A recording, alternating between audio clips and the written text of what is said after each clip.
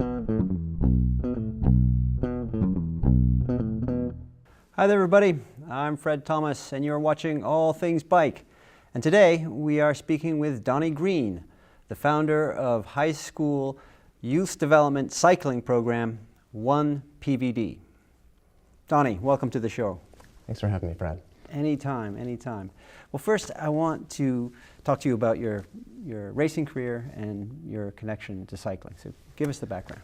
Okay, kind of not the normal trajectory, I guess, for people coming into cycling. If you're a kid, I didn't come to bike racing till I was 25-ish.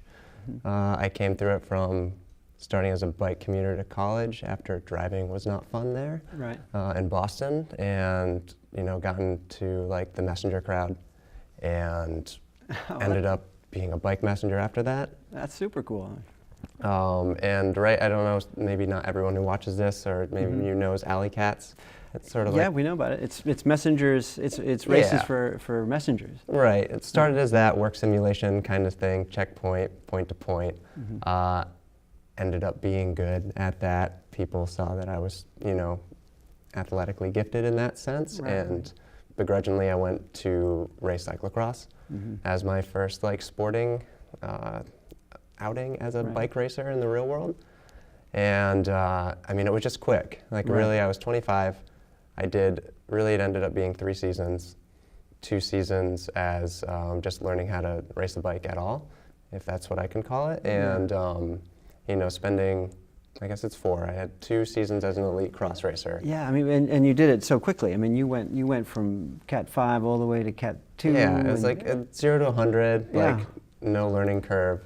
Wow. But sort of just all in and see where I could go, and then sort of pulled the plug for a number of reasons after my first real elite year as a road racer. Yeah. Well, I mean, you mentioned that you raced a lot. You were doing cyclocross and road, and it's so easy to burn out and sort of lose interest, and it happens to so many people. But you sort of took all the energy and experience that you had and sort of translated it into the thing that you're doing now, which is running 1PVD. Give us, first, does the name have any significance? And then explain what the mission of the organization is. Right. The name has some significance in that, it wasn't actually myself who created it. There's a teacher, Ed Raff, who actually it was his idea. Mm-hmm. And 1PVD comes from, PVD is for Providence. Right.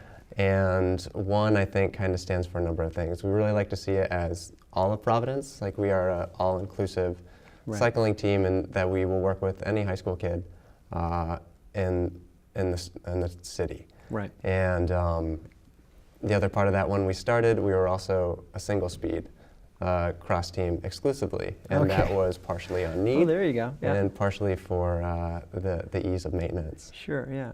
Well, then, so what does the organization do, and explain a little bit about that. And so, as far as what we do as an organization and our mission is really to get kids involved in the sport of cycling, specifically cyclocross, who would have no other access to the sport. And that can be from a number of reasons. A lot of times that's monetary, as far as bike racing can be an expensive thing to do. Yeah. And then just culturally, if you don't have family or relatives or someone to get you into the sport, it's not welcoming like something like soccer or football. Right. There's not an easy access in. Yeah. Well, part of it is high schools don't typically offer cycling for, I don't know why that is, but you've filled a niche, and give us a sense of how many riders you've got now, and how the program has evolved. Yeah, so we're a lot smaller than a number of other kinds of youth cycling organizations. We run somewhere between 6 to 10 kids in a season for cross. But it's very intense in that way, that we're dealing with those same kids. We are setting up the practices, picking them up to go to practice, supplying all the equipment, and bringing them to the races as well. And you're mentoring them too, and coaching them. And that's the part of it. You end up kind of either entering into your family or you're entering into theirs in a way. which I think is, I don't know. Like you always say, you're mentoring. I find it, there's benefits on either end as far as who you're working with, and I gain a lot from some of these kids. I know we can learn a lot from youth. Well, how do you think that One PVD is similar to other youth cycling organizations that are out there, and how is it different? Similarly, like we do all the things. We get on bikes, we go on bike rides. Right. I'm a coach. Yeah. We have practice, we have things we need to do. Yeah. We expect that they'll show up to practice, and they will, you know, at the same time we will go to races and play the bike game. Yeah. Main differences, I think, most youth development programs don't get as invested or supply as much for their students.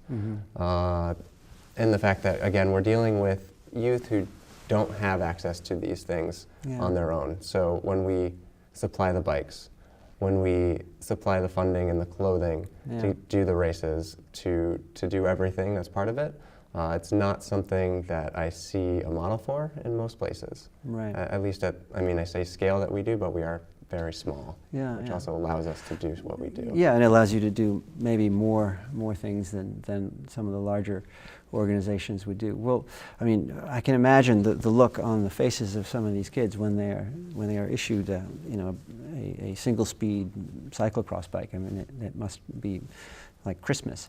But what about the parents? What do the parents say when they find out that their son or daughter is going to be doing cyclocross? I mean, do they know what it is? And give us a perspective there. Do they know what it is? I mean, for the most part, we could say most of the U.S. doesn't know what cyclocross is.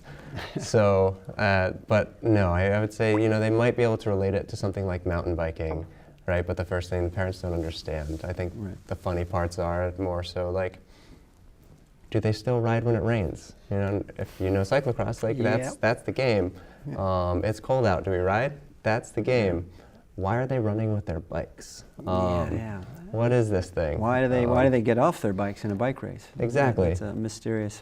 And it's like, why? I thought we were talking about racing bikes. Why are you having them run up a hill? But what is exciting with parents too, when they do come out and get to see it, and this year we've actually had a few families that have never seen a bike race like this before, but then really got excited about going to see what was going on, because it's an interesting thing to watch. I mean, do they follow the races all the time? Are the parents going to some of the races and doing some of the driving and all that, or? It's a mix. The majority of the transportation is from either myself or some of our volunteers through One PVD, and there are times when parents will bring their kids there, but I would say for our program and just how it's worked out is that we have been main transport to practice and races for the majority of our students. Yeah, well, good. Well, explain a little bit about how you manage practices and then how you manage races, because there's a lot of moving parts in there. So these are the logistic things that you don't really take into account when you start being like, oh, it'd be really cool to get a bunch of kids out on bikes and do this thing. That sounds really fun.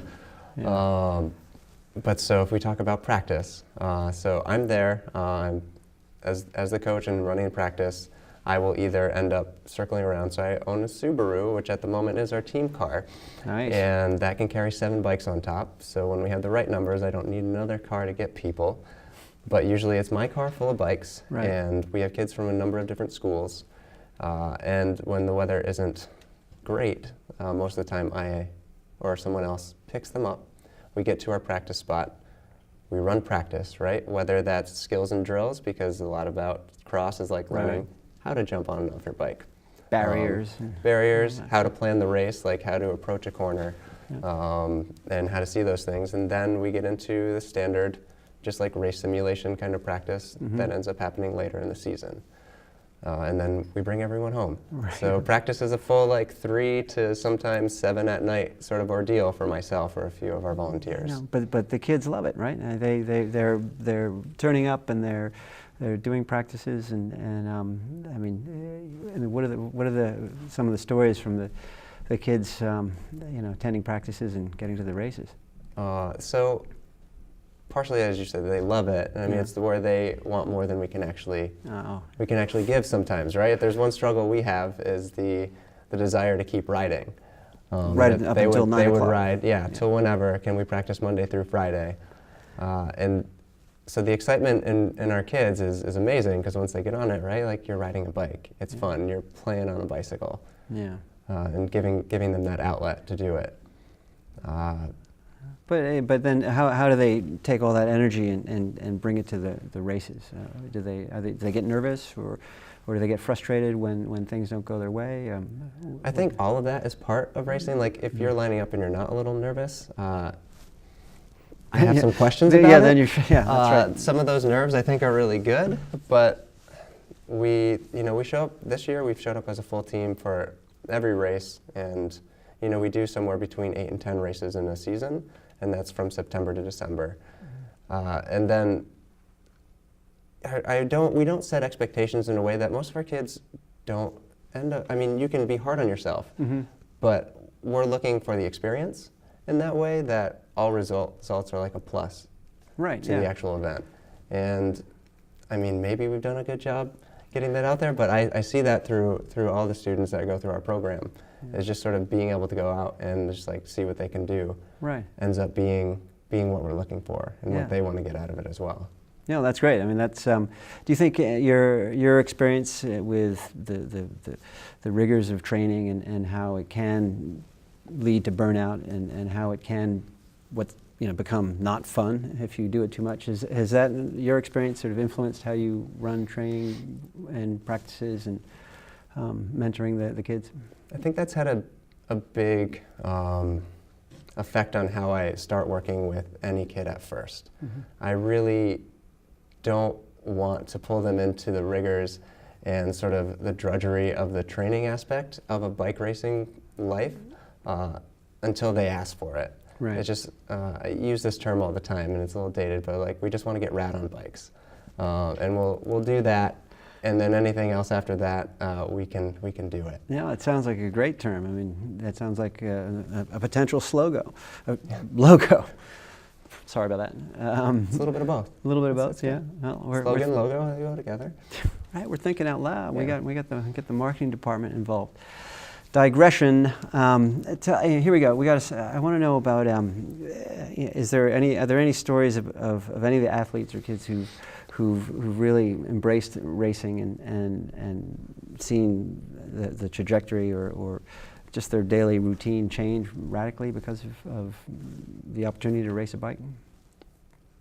Short answer is yes. And Great. how to give you the long answer on that? A simple and easy, with a our good kids. example. This year, I mean, I can think of 2 examples of students who really whether bikes were part of their life beforehand or not, has in a sense taken over a dominant sector of their life in a positive way. Great. I say positive way because everyone could think like now they're not doing anything else, but using that and putting that energy toward how they perform on a bike and how they learn things on a bike, which I think doing anything from training to doing something new in sport, and then this time we're talking about the sport of cycling, can just sort of bleed over into everything else into life. Or at that point, I didn't know I could do that.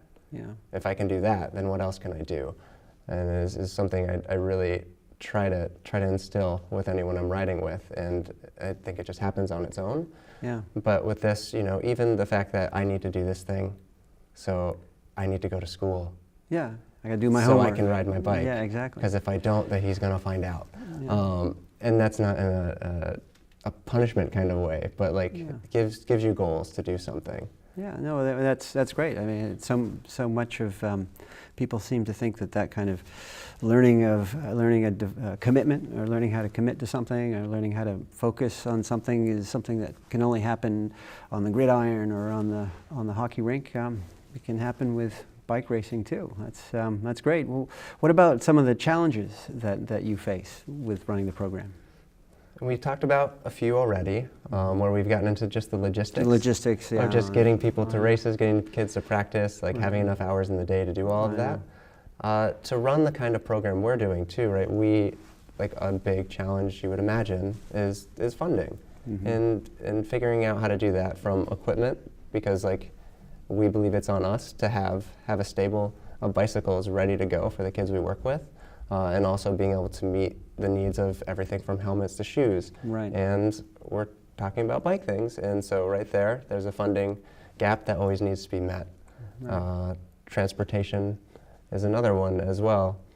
Yeah. And it's always trying to find people, just individual donors that like what we're doing and want to help, to bigger sponsors from companies to bike industry when they're there. They'll want to lend a helping hand. Yeah, well, you've been very successful at getting some sponsors and organizations on board. Can you tell us a little bit about who participates? Yeah, so a big sponsor as we got into it was Raleigh Diamondback jumped on board, and they've been really great with us as far as giving us bikes at a reduced cost so we can make things run. We've also worked with other companies that are in town. Like there's a company called Cleverhood who just they make an article of clothing, but they're just a big supporter of every program we do. And also thinking Woonasquatucket River Watershed Council, which is another one that's also given us space to store bikes when we've needed it and to keep us going. And again, like some are just private foundations who have seen what we've done and kept us above water for another season. I mean, how long have you been doing it? It's at least 2 or 3 years. So we just wrapped up our 4th cross season. 4th, right. So you're doing something right, and people are supporting the organization because they like what you're doing. That's great. I mean, congratulations. I mean, where would you go from here? What are the longer term goals? The longer term goals for us right now, we're entering the sport of mountain biking now. So this has started to shape more of our long-term goal of just reaching more kids. Like the thing is, we just want to get more kids on bikes, and get more kids on bikes, whether that's in the dirt or on some pavement, hopefully a mix, or we like to do, and figuring out ways to do it. And we're getting on board with NESCA this year, which is New England High School Cycling Association, who runs a mountain bike league, and we're trying that out with the hopes of creating our own team/program in the city of Providence, which I think is going to allow us to reach more kids, in the sense that mountain biking is a much easier access point to the sport of cycling. Yeah. And again, just that would help push us toward our goal of just reaching more kids who wouldn't have the opportunity otherwise to, as I said, get rad. Get rad, yeah. And how many coaches and volunteers do you have at the moment? At the moment, so it's a fluctuating staff of volunteers, as they always are.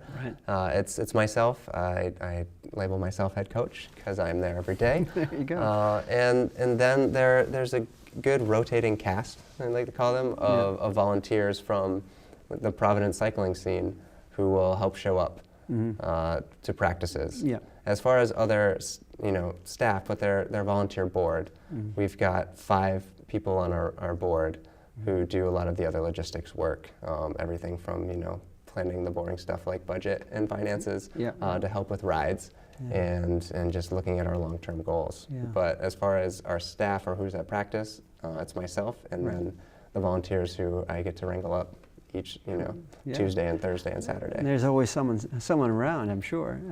Always able to rope someone in. Yeah, that's the job. Well, but you mentioned that you're a 501c3 organization, which means that you can accept donations from anyone. Do you have events planned, or will there be a race planned that will help bring in donations? At the moment, our events tend up being fundraiser events like screenings of bike races. Yeah, well, you did one recently. We did. We've done the Cyclocross World Championship screening for 3 or 4 years. We've ran it at different venues, and we screen both the women's and the men's race. And as much as it's a fundraiser, which is part of the reason why we do it, I feel like now it's actually become part of the cycling community. Yeah, well, how did it go? I mean, I saw the Facebook invitation, and I said, I got to get there, but I couldn't make it. But I mean, what's that event like?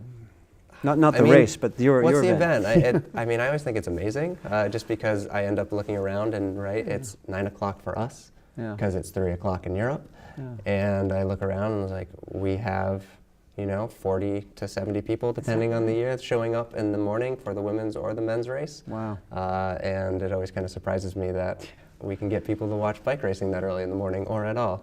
Yeah. Well, and even with the Belgian beer at 9 in the morning, then you know that there's real dedication. But If we had beer at the event, we could probably get more people. That's true. I know. We'll work on it. The intersection of beer and cyclocross is a very busy one. Anyway, what about how can we get involved? I mean, the sort of the other question that everyone's going to ask when they see this is Right. How can people help? I mean, easiest way to get involved is like to go to our website and just donate to us at onepvdcycling.org. All right. Yeah, that's easy. Either or. Like what we do on Facebook and Instagram. I know that sounds funny, but just more people who see us, the more social people media, see us. Yeah. I think also it's, volunteer with us or any other youth cycling program that's happening, going to events and just supporting what we and other organizations like us are doing. Right. I think is a really, really key factor in like keeping the momentum going for us and other organizations. And then also, I didn't think of this before, but it was like, tell our sponsors you like what we're doing. Like, we've had examples of, we have Subaru as a sponsor, Anchor Subaru in Rhode Island, and someone just went in with our jersey on, had their logo, and just to tell them thank you. And that also shows that like they're reaching people when we're reaching people. And I think that's also a really beneficial thing to do for a program like ours. Yeah. No, that's great. That's great, Donnie. Well, it sounds like you're onto something, and it's great to hear that you're getting more kids on bikes and getting rad and doing what it takes, because it's going to make a difference. I mean, these kids are going to grow up, I'm sure, and they'll have the experience, and it'll affect them. I wish there had been something like that available in my day, but that's all right. Yeah. Well, there is now, so I can join. Anyway, thanks so much for coming down and telling us about it. Great. Thanks for having me. All right, everybody. That was Donnie Green, the founder of 1PVD. And you can learn more about their organization at their website, onepvd.org. And they are on Facebook and Instagram. You can contact them that way. That's all we got time for right now. Thanks so much for watching, and we will talk to you again soon. All Things Bike is brought to you by FitWorks, rider-first bike fitting, rider-matched bike sales. Locations in Peabody, Massachusetts, Waitsfield, Vermont, and Ridgefield Park, New Jersey. And Frame and Wheel, eBay selling services for cyclists, bike shops, and bicycle companies. Time, space, cash. Pick 3. And AD Bikes, the modern face of Austro-Daimler cycling and the bike company of the future.